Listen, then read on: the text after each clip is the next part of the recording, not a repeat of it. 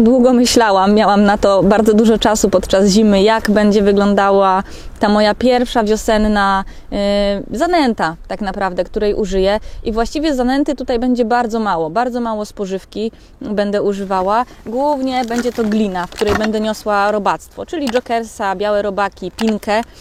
I tak się do tego przygotowałam dzisiaj, żeby mieć glinę. Też dużo nie będę rozrabiać, bo no mamy właściwie późną zimę, takie już przedwiośnie trochę.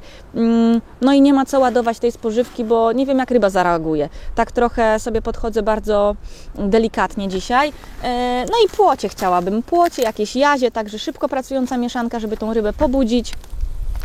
Szybko pracująca zanęta, żeby coś tam się działo. Do tego wszystkiego dodam konopie suszone i moim zdaniem bardzo dobry dodatek, czyli kolendrę, ale równie dobry dodatek, czyli bułka tarta. Zwykła bułka tarta, która trzeba uważać, bo jeżeli ją dodamy w nieodpowiedni sposób, ona będzie bardzo sycąca. Natomiast ja chcę ją dodać w takiej sypkiej, mocno sypkiej postaci, żeby ona mi nie skleiła zanęty, ale żeby troszeczkę taką smuszkę zrobiła. Oczywiście mogłabym również dodać mielonego chleba, akurat ze sobą go nie mam, ale myślę, że bułka tarta też spełni fajnie swoje zadanie. No i co? Będę mieszać, a Was zapraszam na scenki z przygotowania towaru.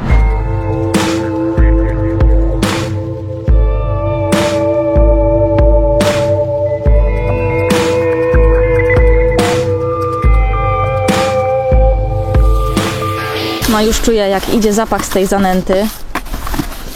Taki fajny podpłocie. Ciekawa to jest, ciekawa kompozycja. Jeszcze troszeczkę domoczę, bo ona dojdzie, ta zanęta. Glinę już sobie wcześniej domoczyłam. Troszeczkę dowilżyłam, żeby ona była taka wciąż rozpraszająca. No i jak widzicie, już tutaj się zanęta ładnie zbryliła. Przesieję ją przez sito 3 mm. Ja tylko sita 3 mm raczej używam, ewentualnie 4. Nie przesiewam bardzo sypko, zazwyczaj. To jest moja mieszanka i do tego od razu właściwie dodam kolendrę, suszoną kolendrę. Bardzo ładnie aromatyzuje suszona kolendra, także warto się pobawić, tylko trzeba uważać, zwłaszcza wiosną, żeby tego jakoś dużo tutaj nie sypnąć.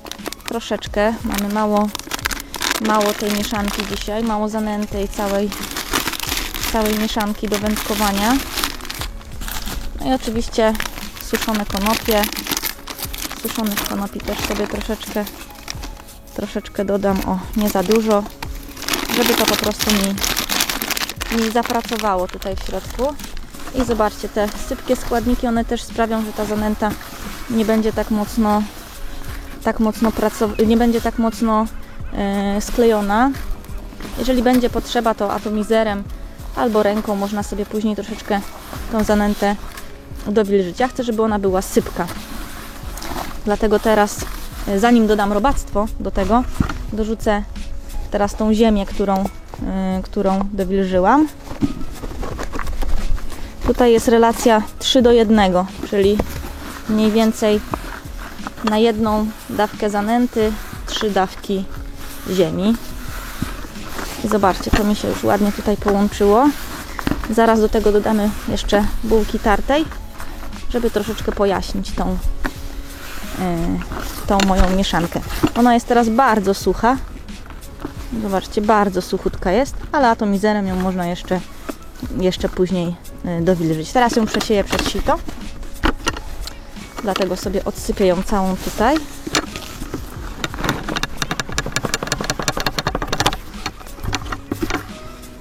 Ok. I teraz lecimy z zanętą już na sito. Mam jej bardzo mało, zobaczcie.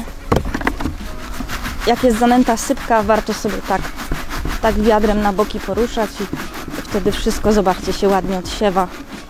Zostają tylko grudy, które możemy sobie ręką rozetrzeć na sicie. Jak macie sita, warto, żeby sito było sztywne, ostre. Wtedy szybciej przechodzą przez nie wszystkie grudki i ładnie się to wszystko ściera. Zobaczcie, jaki sypki pokarm dla naszych ryb dzisiaj powstał. Bardzo sypki. Będziemy to dowilżać jeszcze atomizerem. Ok. Dobra. Bardzo fajnie to się nam tutaj komponuje. Troszeczkę nawet ręką, żeby już nie biegać po ten atomizer. Troszeczkę tutaj spryskam trochę kropli, żeby ją troszeczkę dowilżyć. Niech ona sobie tu dochodzi. Jeżeli będzie potrzeba, można ją przerzucić jeszcze raz przez sito, żeby nie była taka sypka, żeby ona doleciała nam mniej więcej do połowy. Tutaj jest 2 metry głębokości. Żeby mniej więcej do tej połowy doleciała i od połowy, żeby się już smurzyła. Fajnie. No dobrze. Niech ona sobie tutaj odstoi, a ja... Niech ta zanęta sobie tutaj odstoi. Zaraz wezmę robaki. Pokażę Wam, co się będzie działo za chwileczkę. No dobrze, moi drodzy. Mam robaki. Oczywiście wszystkich robaków nie zużyjemy. Ja je zamrożę później po wędkowaniu. Natomiast mam jokersa. Chcę Wam go pokazać, bo jest przepiękny. Czerwoniutki jokers. Zobaczcie. Tego joka tutaj będę sobie dawała do mojej zanęty. Odsypię sobie troszeczkę tego jokersa, zaraz Wam tutaj pokażę. Tutaj go na razie odstawimy. Ja nie używam rozpraszaczy do jokersa z tego względu, że no po prostu nie używam takich dodatków. Rozpraszam sobie ziemią. I teraz zobaczcie, to jest moja mieszanka taka na pierwszy rzut. Biorę sobie tego jokersika, troszeczkę tu. O. I rozpraszam go sobie po prostu gliną z zanętą. Zobaczcie, on się ładnie za chwilkę rozproszy. Nie trzeba nic tutaj kombinować z żadnymi rozpraszaczami. Oczywiście w wyczynowym wędkowaniu, czyli gdzieś tam na tyczkę, pod spławik, no to tutaj już jest inna zależność. Natomiast jeżeli chodzi o rozpraszanie tak tutaj pod fider, to ja tak to robię. Nie bawię się w wnoszenie żadnych rozpraszaczy. Można rozpraszać mąką ziemniaczaną, kiedyś ktoś rozpraszał. Natomiast ja to robię tak o. Tutaj nie wiem, ile tego joka zapodać, żeby też nie przesadzić. O, już widzicie? Ładnie rozproszony jokers w zanęcie. Troszeczkę jeszcze dodamy. Oczywiście reszta tego jokersa, który tutaj widzicie, pójdzie też do zamrożenia. Wiem, że mrożony robak to nie to samo, co żywy, jeżeli chodzi o jokersa. Natomiast no niestety nie jestem w stanie mieć ciągle świeżego, to miliony monet i po prostu z czegoś trzeba zrezygnować. Ok, to sobie podam na wstępie. Jak widzicie, są tutaj trochę grudki z tego względu, że zbryliła się glina, którą dowilżyłam, ale nic nie szkodzi. To mi jakoś mocno tutaj nie przeszkodzi. Mimo że chcę bardzo pracującą mieszankę, to mi to nie będzie przeszkadzało. Przerzucę sobie to, co na wstęp do takiego mniejszego pojemnika. O, żebym wiedziała, że tutaj mam ten towar swój. Ok, to jest z jokersem. No i teraz tak naprawdę robaczki.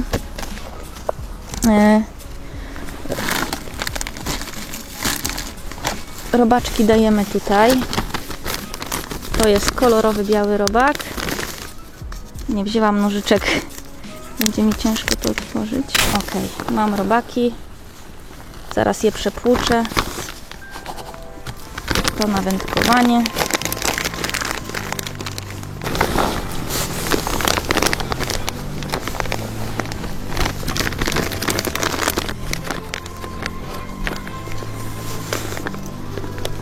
Dolałam sobie wody do robaków po to, żeby je troszeczkę uśmiercić i też wypłukać. One po jakimś czasie w wodzie się po prostu uduszą.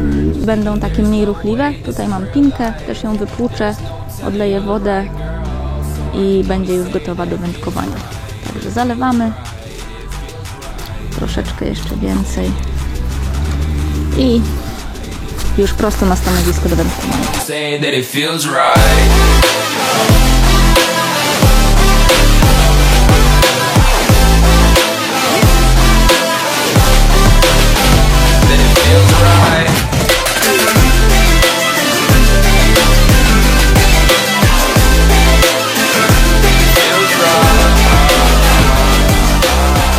dzisiaj na zwykły zestaw ze skrętką. Mam tutaj 2 stopery. Nie używam tego rozwiązania, które Wam pokazywałam ostatnio. Nie zdążyłam się uwiązać na tych zestawach, które mam dzisiaj, ale to nic. Myślę, że rozpocznę wędkować z tą rureczką i z tą tulejką od następnego wyjazdu, albo teraz gdzieś na drugiej wędce szybko uwiążę.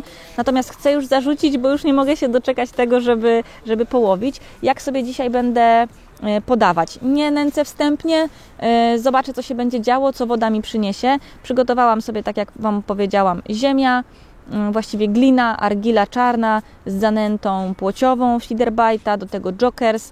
Dam teraz tutaj z kuwetki, jak widzicie, troszeczkę białych, troszeczkę pinki i w ten sposób sobie nabiję podajnik. Koszyk 21 gramów.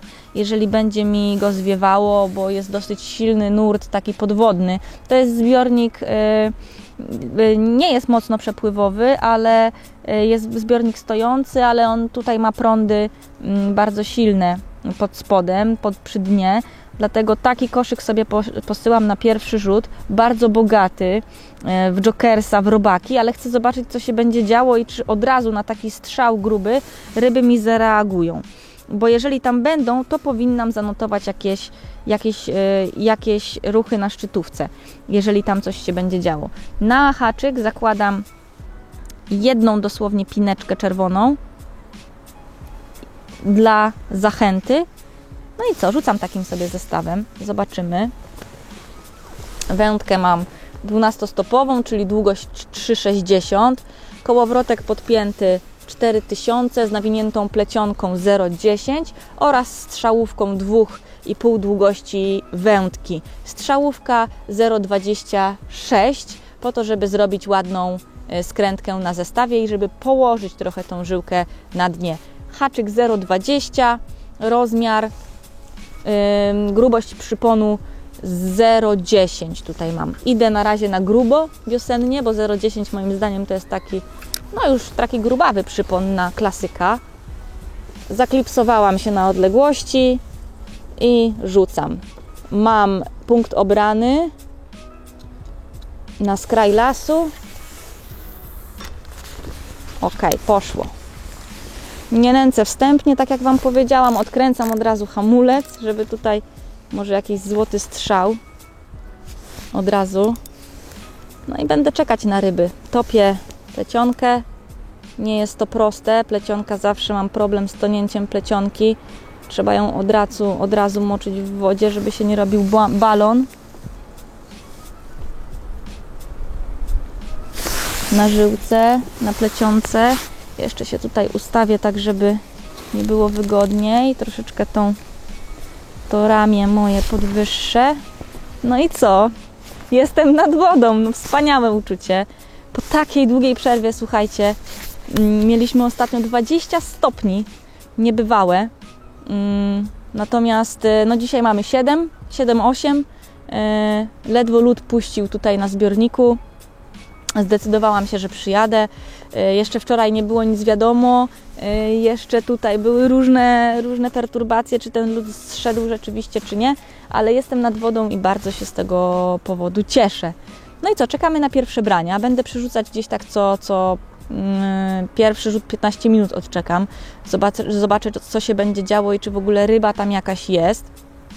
Nie bawiłam się dzisiaj w nęcenie pierwszej linii, drugiej linii. Ten wypad jest taki inauguracyjny, można to powiedzieć. Też jak widzicie, moje stanowisko jest dzisiaj zupełnie inne niż to, co mogliście zobaczyć w poprzednich odcinkach z poprzedniego roku.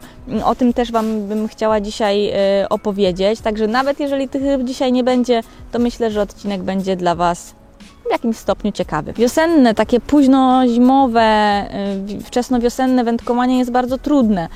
Tutaj nie ma co się nastawiać na jakieś super żerowanie. No, ta woda jest zimna, ona jest właściwie lodowata, ten lód gdzieś się jeszcze po zbiorniku niesie. Na szczęście nie ma żadnej płynącej kry, co jest dobre, nie będzie tutaj problemu z tym. No ale ryba jeszcze nie czuje tego żerowania. Mam nadzieję, że coś złowię, jeżeli nie będzie mi smutno, bo spędziłam ten dzień na zewnątrz, na dworzu, na zbiorniku. W obecnych czasach to dużo znaczy. Natomiast też nie wiem, jak się ustosunkować do tych warunków, jeżeli chodzi o mieszanki. Trzeba delikatnie, robactwo jest bardzo ważne.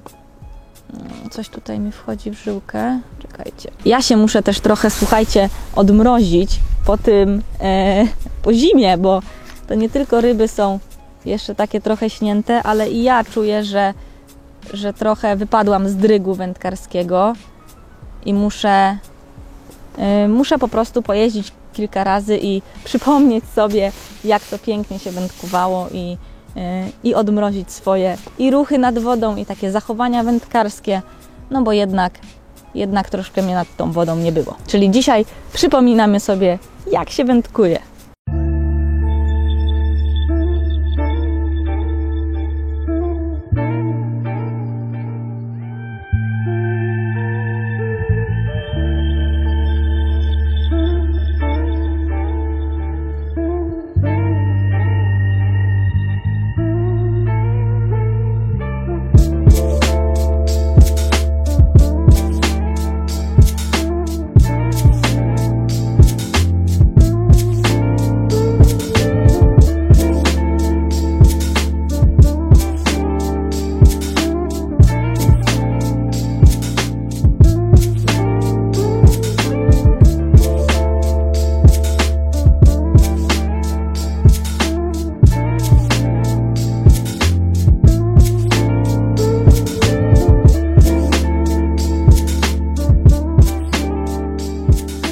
Ryby nie biorą, więc trzeba szybko pomyśleć, jaką dorobić do tego teorię. Oczywiście się śmieję, bo ja się tego spodziewałam i jadąc dzisiaj na wędkowanie doskonale wiedziałam, że może nie być kolorowo. Ucieszyłam się bardzo, że w ogóle mogę usiąść z fiderem i mieć ten kawałek czystej wody bez lodu. No sytuacja jest jaka jest, właściwie 5/7 zbiornika jest zamarznięte. Tutaj ten okrąg, który widzicie, zarysowując moim palcem, to jest właściwie jedyne miejsce, w którym można wędkować i tego lodu nie ma. No zawsze trudne jest to wędkowanie początkowe, zwłaszcza po zejściu lodu. Myślę, że ta ryba gdzieś tam żeruje, może nie w tym rejonie, gdzie ja siedzę. Słońce opala taflę wody, co jest bardzo dobre, bo ta ryba wtedy czuje to słońce i jest chętniejsza. Czuje, że się coś dzieje, że przyroda budzi się do życia, także to jest dobre. Natomiast nie doszukiwałabym się tutaj żadnych może błędów w moich zanętach czy przynętach. Po prostu w takich okresach jak ten ryb trzeba szukać. Jeżeli nie ma ich tu, może są kawałek dalej, może są na dalszym dystansie, może są troszkę bliżej, chociaż z reguły są dalej. Gdzieś może na środku. No, środek zbiornika jest jeszcze zamarznięty, więc nie jestem w stanie tam wędkować. Tak naprawdę muszę się skupiać na tych 40-50 pierwszych metrach. To już jest dużo, bo myślałam, że będzie zdecydowanie gorzej. Jak widzieliście rano, humory nie dopisywały za bardzo, jak pojechaliśmy tam z drugiej strony zbiornika, gdzie zazwyczaj wędkuję. No i co? Przygotowałam się tak naprawdę z całym swoim anturażem, którym będę jeździć w takim pełnym sezonie na ryby.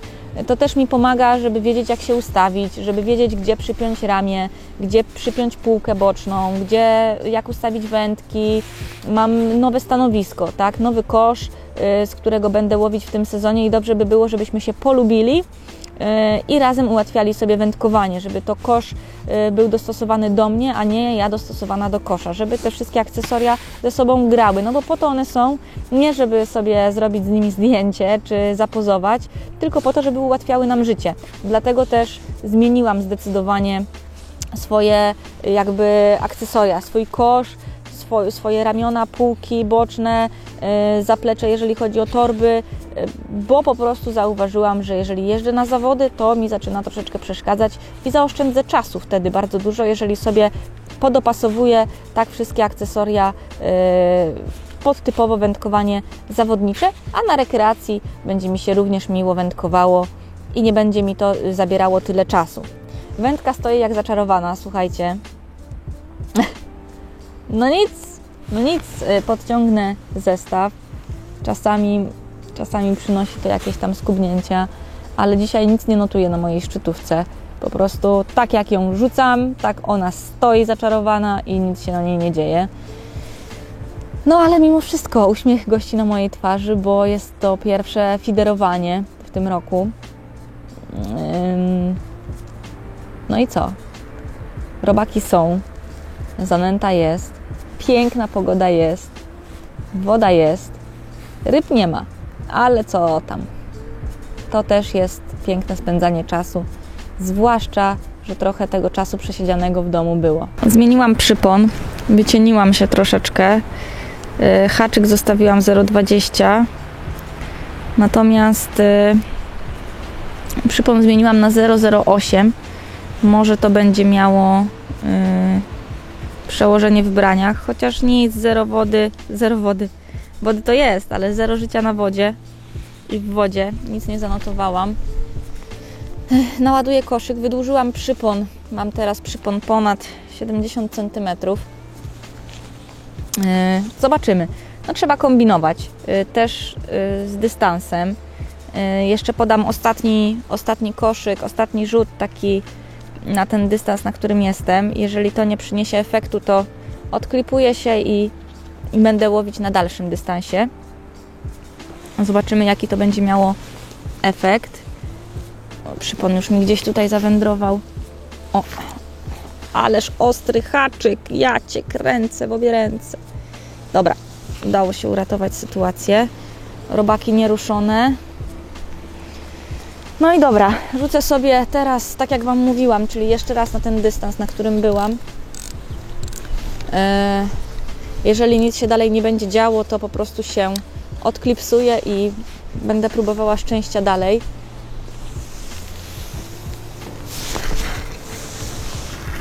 Ups, coś tu się... Broda mi się zrobiła, ja cię kręcę. O nie... O nie, o nie! No to lipa. Broda mi się z plecionki zrobiła. Wygląda to tak. Po prostu wyszła część z plecionki. Zahaczyła się. No i nic. Ściągnę koszyk, zobaczę, co się z tym da zrobić. Czy to po prostu część wyszła? Zaraz zobaczę. Moment. No takie rzeczy się zdarzają. Szkoda, bo już tutaj fajnie szło. Rzucę, sprawdzę. No. Dobra, jest do klipsu. To teraz ściągnę. No, udało się chyba uratować tą sytuację. Po prostu coś tutaj nie zadziałało. Trzeba bardzo uważać, jak się rzuca i wędkuje fiderem właśnie na plecionce. Potrafi się tak zrobić. Plecionka jest sucha, dlatego warto zmoczyć szpulę. Ja tutaj zmoczyłam, ale widocznie już może trochę przeschła. Nie wiem, co mogło być przyczyną tego. Albo gdzieś nie zeszła z kołowrotka. Szybciej schodziła plecionka z kołowrotka niż przechodziła przez przelotki. Tak się czasem zdarza. Także mieliście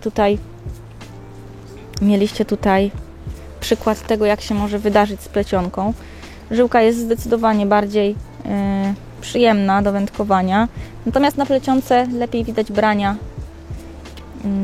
Są czulsze, zwłaszcza na klasycznym fiderze, to już w ogóle. Robaki nietknięte, także zostawiam je sobie. Przetrę sobie tu ręce. No i co, lecimy dalej. Dobrze, że przelotka to wszystko wytrzymała, bo te przelotki w mapie Parabolik się już któregoś razu ścięłam dwie. Dobra, i lecimy sobie na ten dalszy dystans, bo się odklipsowałam, także okej, dobra. Tam czułam tą brodę jakąś znowu, ale może to nie będzie nic zwiastującego jakiejś nieprzyjemności. Dobra. Jak będę zwijać zestaw, to sobie przejrzę tą plecionkę, bo coś tam słyszałam, że coś tam na tej plecionce nie tak było znowu. Okej. No i tak jak mówię, jesteśmy teraz na tym dalszym klipsie, bo zdjęłam ze względu na plecionkę ten poprzedni. No i zobaczymy, co się będzie działo. Już nie sprawdzałam tego bliższego dystansu.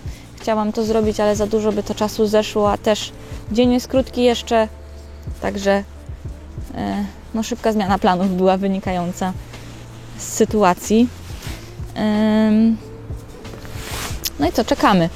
Nie nęciłam wstępnie, może to był błąd, może trzeba by było tą rybę trochę pobudzić, ale gdyby nawet ta ryba była, to myślę, że jest taka pora roku, że no coś bym widziała na szczytówce i po prostu może tej ryby tam nie było. Jesteśmy teraz 10 metrów dalej, bo klip miałam ustawiony co 10 metrów.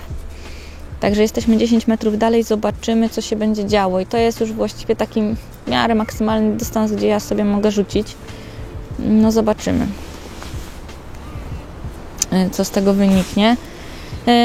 Mieszanki, to co na początku sobie umieszałam, czyli płociowa zanęta, pracująca, z konopiami suszonymi, z kolendrą. Do tego troszeczkę bułki tartej, Jokers, ziemia w relacji 3:1, czyli 3 garnuszki ziemi, 1 garnuszek zanęty. Może to jeszcze za grubo? Nie wydaje mi się, no nie wiem. Ekspertką w tej dziedzinie nie jestem. Proste wędkowanie dzisiaj chciałam sobie zrobić. Żałuję trochę, że nie wzięłam chleba tostowego, mielonego. Mogło to może jakąś większą smugę tutaj zrobić. Zawsze ten chleb tutaj dawał mi super efekty. Nie wiem, co mną pokierowało, że dzisiaj akurat go nie wzięłam ze sobą na wędkowanie. Też się szybko szykowałam trochę. Nie wiedziałam, czy zbiornik będzie odmarznięty, czy nie. No nic, no. Sezon przed nami, całe wędkowanie przed nami. Myślę, że jeszcze nie raz wrócimy stąd z pięknymi okazami rybek. Na zdjęciach oczywiście, bo to jest woda no kill. Tutaj nie zabieramy rybek ze sobą, ewentualnie zdjęcie do wody. Zresztą ja w ogóle jestem takim wędkarzem z pasji. Nie zabieram ryb,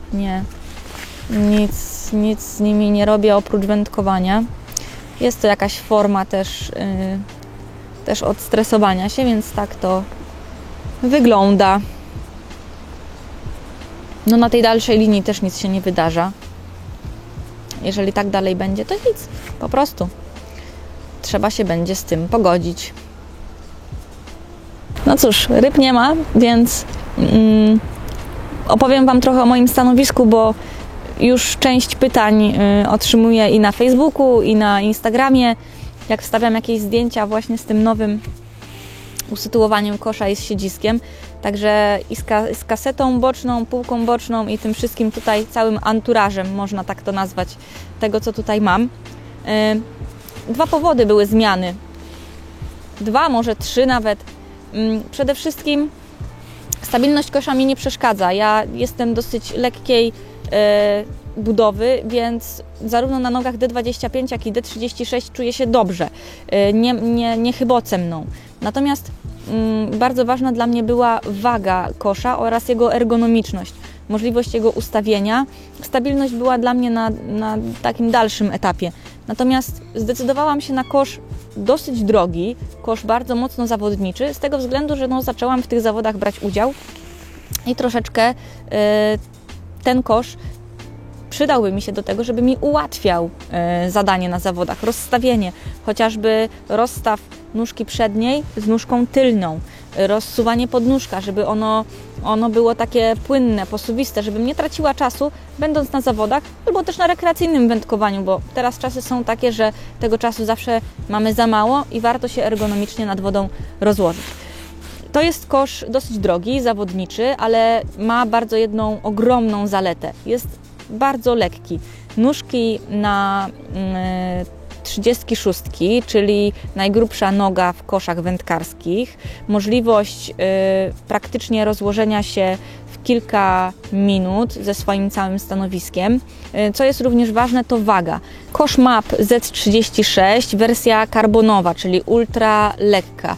Tak naprawdę pierwszy raz mam do czynienia z koszem w postaci karbonu. Jest on bardzo lekki, ale jednocześnie nie wiem, jak się będzie zachowywał nad wodą. Czy będzie mocny, czy będzie stabilny. Jak na pierwsze wędkowanie bardzo fajnie. Przyznam, że siedzi się wygodnie. Oczywiście nie ma oparcia z tyłu, ale liczyłam się z tym, że mając kosz, zmieniając kosz, pozbędę się oparcia. Oczywiście można to oparcie sobie dokupić, dołożyć. Mogłam też się go nie pozbywać, nie sprzedawać. Natomiast stwierdziłam, że i tak z tego oparcia dosyć rzadko korzystam, więc zdecydowałam się na kosz bez oparcia. Całość w ogóle wykonania tego kosza jest naprawdę na najwyższym poziomie. Nie spodziewałam się, że rzeczywiście wszystkie takie łączenia będą zakryte zaślepkami, czyli nie mamy żadnych miejsc odkrytych, gdzie mamy przyspawane rzeczy, czy zatopione karbon w karbon, gdzieś to jest poukrywane pod różnymi zaślepkami. Każda z nóżek ma odkręcaną taką specjalną zaślepkę ze względu na to, że każda z nóżek jest dodatkowo nagwintowana. Właściwie każdy kosz na rynku wygląda bardzo podobnie. Najważniejsza jest grubość nóżek, jego waga i możliwość dołożenia ewentualnych szuflad oraz szuflady, które są wbudowane w koszu. Tutaj, jak możecie zauważyć z tego boku, gdzie zazwyczaj stawiam sobie moją półkę boczną, nie mam żadnej kasety i to jest właśnie najlepsze w tym rozwiązaniu, bo wszystkie kasety znajdują się z mojej prawej strony. Mogę sobie je wysunąć i schować tam moje akcesoria, czy wyciągnąć jakieś akcesoria, które są mi potrzebne nad wodą. Podciągnę sobie trochę wędkę. No i chyba jakiś zaczep, chociaż może i nie. Dobra. Także kosz jak na razie spełnia swoje zadanie w 100%. Jest to dopiero pierwsze moje wędkowanie na nim, więc coś więcej będę mogła Wam mówić w trakcie sezonu. Natomiast całość prezentuje się bardzo dobrze.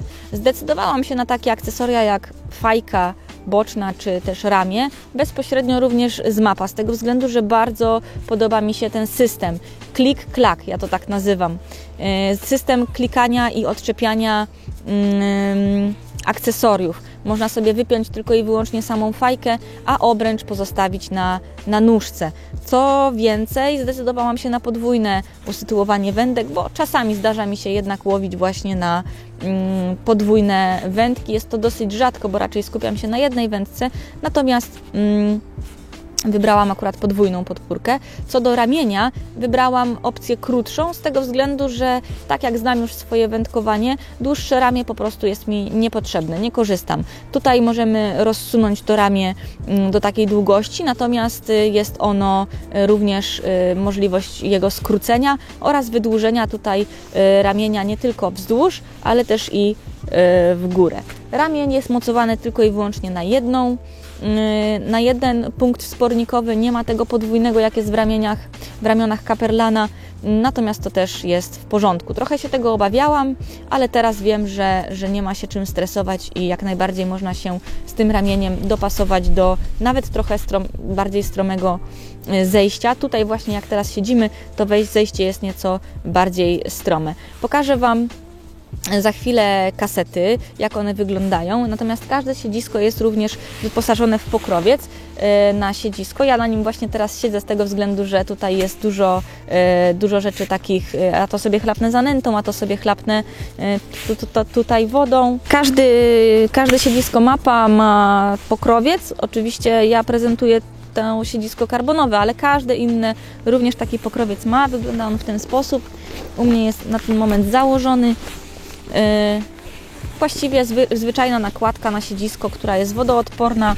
Jeżeli nam się coś wyleje na siedzisko, to zawsze jest możliwość wyczyszczenia tego pokrowca. Dodatkowo chroni przed deszczem, tak? Jeżeli nie siedzimy na koszu, stanowisko sobie stoi, możemy sobie nałożyć taki pokrowiec. Mając nałożony pokrowiec, nie otworzymy oczywiście szufladek bocznych kosza, to jest zrozumiałe. Natomiast chciałabym również Wam pokazać właśnie te boczne szuflady, jak one wyglądają. Są dosyć głębokie, teraz sobie tutaj wysunę. Szuflada pierwsza jest nieco płytsza, możemy tam schować przypony, piórniki płaskie na przypony, haczyki albo jakiekolwiek inne akcesoria płaskie jak podajniki. Natomiast druga kaseta jest zdecydowanie głębsza i można już schować bardziej gabarytowe rzeczy. Kasety są na magnesy, także nie ma tutaj możliwości, żeby kaseta się wypięła w trakcie pakowania kosza do samochodu, czy też rozkładania się nad wodą. Trzymają dosyć mocno, także nie ma z tym żadnego problemu. Szerokie podstopnice, które właściwie są obecnie w każdym koszu, natomiast one są bardzo ważne, bo umożliwiają usytuowanie się z koszem na grząskim, jakimś piaszczystym terenie. Podstopnica nie może się zapadać, ona musi się wgryźć i pozostać po prostu na tej wysokości, na której ustawimy kosz, żeby w trakcie zsiadania, manewrowania na koszu, czy podczas zawodów, czy podczas rekreacyjnego wędkowania, żeby to nam się wszystko nie zapadało. Tutaj akurat mamy taki dosyć wysoki, stromy brzeg, dlatego ustawiłam się nieco wyżej z podnóżkiem.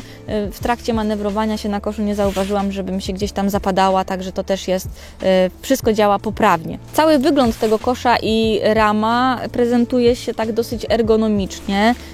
Te ramy są w kształcie Z-ki, dlatego kosze nazywają się Z30, Z36.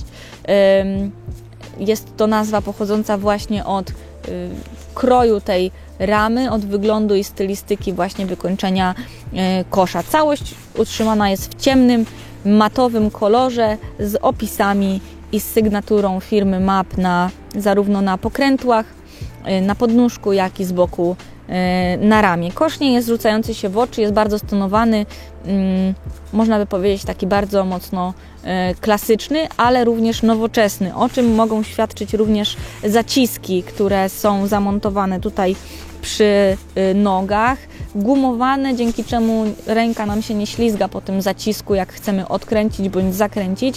Zaciski trzymają bardzo mocno, nie ma tutaj możliwości, żeby podczas jakiegoś tam konkretniejszego posadzenia naszych 4 liter na koszu, żeby się coś tutaj obsunęło. To jest bardzo ważne. Każda z nóżek jest również perforowana specjalnie, czyli nie posiada takiej śliskiej struktury, tylko perforowaną, dzięki czemu ten zacisk też bardzo dobrze przylega do tej nóżki. Cóż mogę więcej powiedzieć? Podoba mi się ten kosz. Jest to oczywiście bardzo duży wydatek i żeby sobie na to pozwolić, skorzystałam z promocji na Black Friday właśnie w sklepie wędkarskim Trotka, zamawiając sobie ten kosz. Promocja bardzo dobra, bardzo dobrze wyniosło mnie to w kwocie, w jakiej jest ten kosz, bo dużo dzięki tej promocji mogłam zbić z tej ceny wyjściowej za kosz. No i oczywiście wystawiłam na aukcję swój poprzedni kosz, swoje poprzednie akcesoria do kosza, co też umożliwiło mi właśnie troszeczkę odkucie się finansowe, jeżeli chodzi o pozwolenie sobie właśnie na to siedzisko. Dzisiaj nie mam zbyt dużo rzeczy, ale starałam się zabrać ze sobą taki ekwipunek i tak się ustawić, żeby sobie posprawdzać te wszystkie moje nowe akcesoria. I z nowych akcesoriów również mam półkę boczną. I z tą półką boczną to u mnie było trochę przygód, bo miałam różne półki i na wędkowanie takie typowo komercyjne i na wędkowanie z klasycznym feederem. Również mogliście widzieć u mnie półkę elektrostatyka i ona jest z parawanem, jest dosyć mała, ale bardzo dobrze mi się sprawdzała na takie rekreacyjne, mocno rekreacyjne letnie wędkowanie, gdzie tego towaru i tych zanęt, tych wszystkich przynęt miałam idealnie, żeby poukładać sobie na półeczce, ale potrzebowałam półki dużej, która będzie mi towarzyszyła nie tylko na klasyku, ale też i w metodzie, żeby miała właśnie duży, ogromny parawan boczny, tak jak tutaj widzicie, i naprawdę miałam duży orzech do zgryzienia, jaką półkę wybrać. Teraz rynek oferuje bardzo dużo różnych półek, różnych producentów. Zdecydowałam się na Robinsona i już Wam mówię dlaczego. W głównej mierze dlatego, że jest to półka, którą mogę dostosować z parawanem w ten sposób, żeby on mi nie opadał i żeby nic się z nim nie działo. Jeżeli chcę sobie go trochę przymknąć, przymykam sobie go w ten sposób. Jeżeli chcę przymknąć tylko górną część, przymykam tylko górną, żeby po prostu ten parasol i ta osłona mi nie opadały.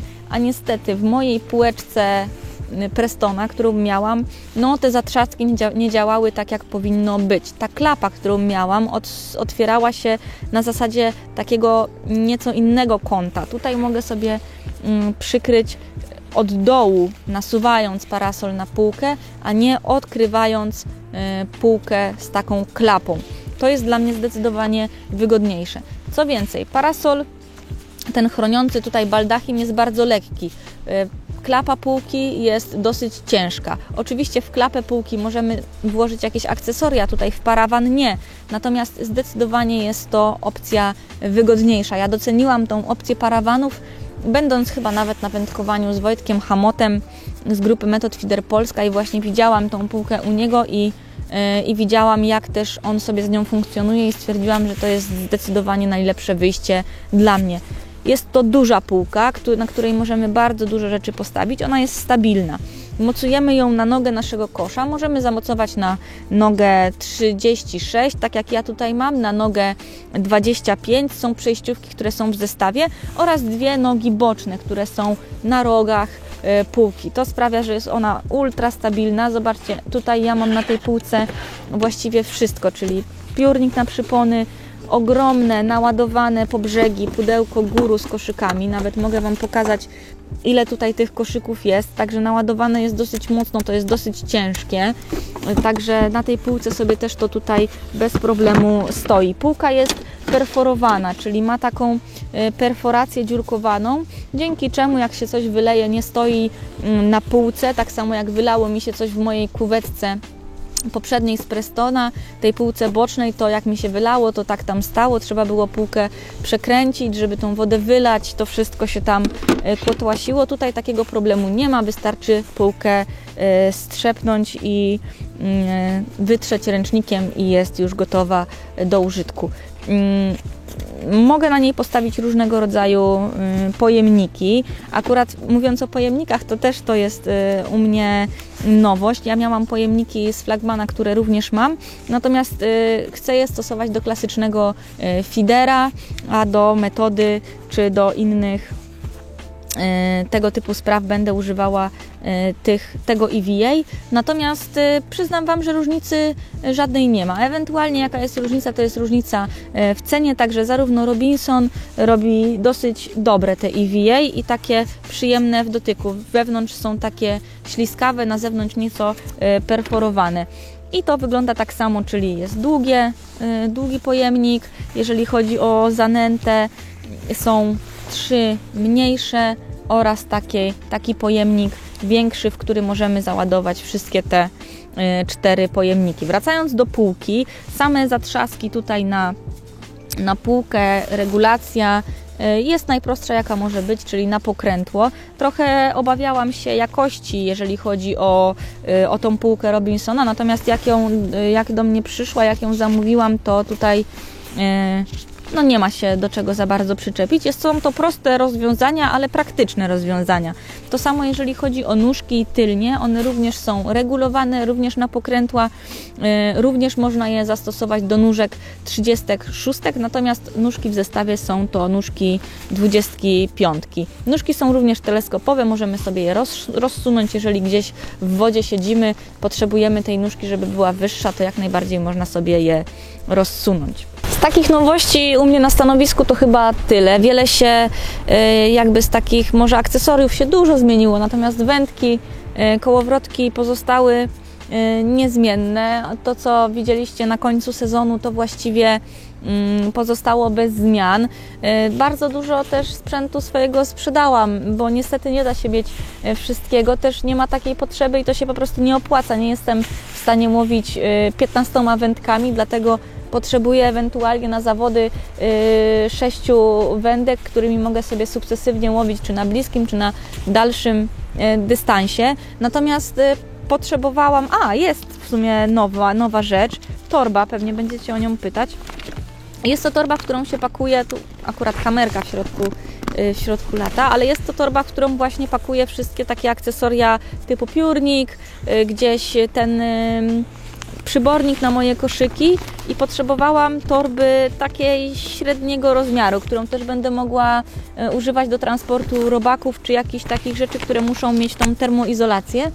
I ta termoizolacja tutaj w tej torbie jest na całej jej objętości. Zwykła, perforowana takim materiałem dosyć szorstkim, który mam nadzieję, że nie będzie przyjmował brudu, żeby ona zawsze wyglądała tak ładnie jak teraz. Od spodu jest zabezpieczona materiałem takim antypoślizgowym i można to powiedzieć, zabrudzeniowym, który ma na zasadzie powstrzymać ewentualne dostawanie się wilgoci do torby, co jest w sumie bardzo ważne, bo często nad wodą rzucamy i nie chcemy się martwić. Także do tej torby jest takiej średniej pojemności. Ja mogę zademonstrować, jak teraz to wygląda, bo aż się dziwiłam, że jest tak pojemna. Nie sądziłam, że do niej jestem w stanie spakować tak naprawdę wszystko ze swojej kuwetki, łącznie z fajkami, podpórkami, ramieniem. Także no, zaskoczyła mnie. Wygląda to w ten sposób, że biorę sobie mój pojemnik góru, wkładam do środka. Już Wam pokazuję. Do tego piórnik. Tutaj mi się zmieściły też zanęty łącznie z ziemią. Piórnik w tą stronę sobie usytuowuję. Dodatkowo mieszczą mi się te wszystkie pojemniczki, fajka i ramię. Będziecie mogli to zobaczyć właśnie teraz podczas tego, jak się pakuje. Także torba wygodna, podwójny suwak, co też ułatwia. Możemy ją sobie rozsunąć w tą stronę i w tą stronę. Zwykła, szkoda, że nie ma tego paska na ramię. To by na pewno ułatwiło takie poruszanie się, jak będę chodziła sobie na takie szybsze wypady, ale w rękę tutaj również można sobie zapiąć. Także taka poręczna torba.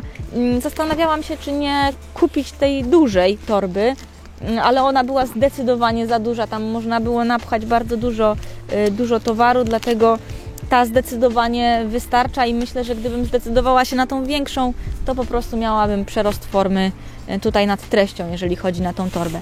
I tak naprawdę koniec stanowiska mojego wędkarskiego dzisiaj. Znacie już moje pozostałe akcesoria w postaci mojego Fishing Queenowego wiaderka, czy też wiaderka do napełniania wody, sztyca, podbierak. To wszystko do klasycznego feedera zostało niezmienione. Jeżeli chodzi o metod feeder, moje stanowisko wygląda nieco inaczej, ale postaram się je opisać w filmie, w którym będziemy już łowić z metodą nad wodą, czyli jak już się rozstawimy w poszukiwaniu pierwszych karpiowatych. Natomiast jeżeli chodzi o stanowisko do klasycznego feedera, to dzisiaj inauguracja bez ryb, kupa sprzętu, ale ryby nie chciały ze mną współpracować dzisiaj i prezentować się do kamery. Co nie zagrało? Ciężko powiedzieć. Jest pogoda jaka jest, sympatycznie się siedzi nad wodą, ale ryby jeszcze nie żerują. Mam nadzieję, że odcinek się Wam podobał. Jeżeli tak, zostawcie subskrypcję, to napędza mnie do działania. Bądźcie na bieżąco również na moich innych social mediach w postaci Facebooków, Instagramu albo TikToka, jeżeli interesują Was takie zabawne, muzyczne treści. No i tyle by było w tym odcinku. Trochę smutno, że bez rybek, ale takie życie, no. Mam nadzieję, że w następnych filmach już uda się coś złowić i odetchnąć pełną piersią i powiedzieć sobie, że się połowiło. Trzymajcie się, wędkarska piątka.